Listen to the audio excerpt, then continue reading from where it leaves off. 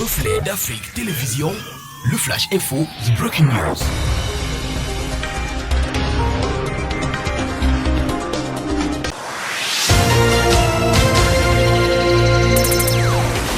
South Territorial Administration, Paul Atanganji, has issued a release restricted the sale, possession and use of light weapons in the Anglophone regions for a period of 3 months renewable, following repeated acts of violence committed on the population with the said weapons.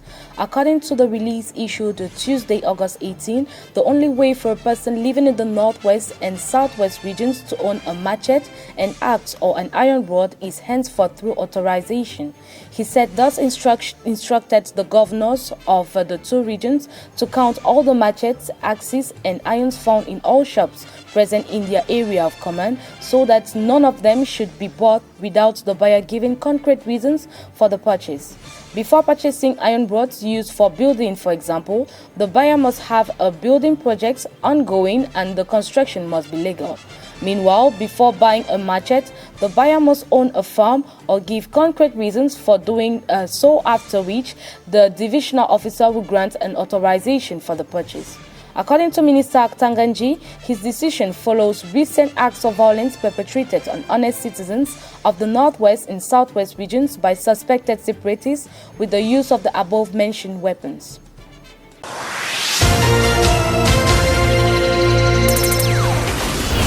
Cameroon's Minister of Secondary Education, Professor Pauline Nalovalyonga, has prohibited schools nationwide from organizing holiday classes amid a continuous rise in the number of coronavirus cases in the country. The decision is contained in a release issued Friday, August 14 by Secondary Education boss, Professor Pauline Nalovalyonga. In the release, Minister Nalovalyonga warns school authorities from organizing catch-up classes during the holidays period as the country continued to grapple with the deadly coronavirus pandemic. According to her, it goes in line with government's measures outlined to limit the spread of the deadly coronavirus pandemic, which has claimed over 400 lives so far.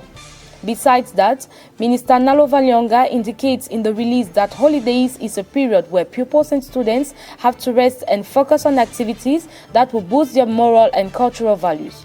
According to reports, many schools in Yaoundé and Douala had already enrolled pupils and students for its holidays classes, which were programmed to begin immediately after official exams.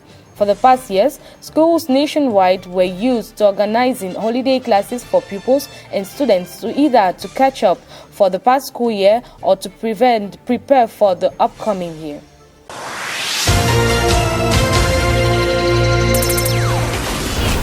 Malian President Ibrahim Boubacar Keïta has announced his resignation as mutinous soldiers seized him in an apparent military coup on Tuesday. Keïta and his Prime Minister Boubou Cissé were arrested in Bamako and taken to the Soudata Keïta camp in Kati, 15 kilometers from the capital. These followed months of widespread street protests calling on Keïta to resign. It was midnight and state television abruptly interrupted its regular programs for a special edition. It was an address to the nation by Ibrahim Boubacar Keïta, apparently looking exhausted by the chain of the events. In his speech, recorded in Kati, Keïta expressed his wish to submit to a will of a section of the Malian population because he did not want blood to be shed to cling onto power. Those few words, the former occupant of the Kuluba presidential palace turned a new page. However, this was done not without regret, since for 7 years he had, in his own words, tried desperately to put his country back on its feet with ludicity. Ibrahim Boubacar Keïta said the recognizer that each moment has its own truth. Hence, his decision to leave power. In the interim, the National Assembly and the recently established government have been dissolved. Despite everything, he swore that he bears no grudge or hatred towards his foes.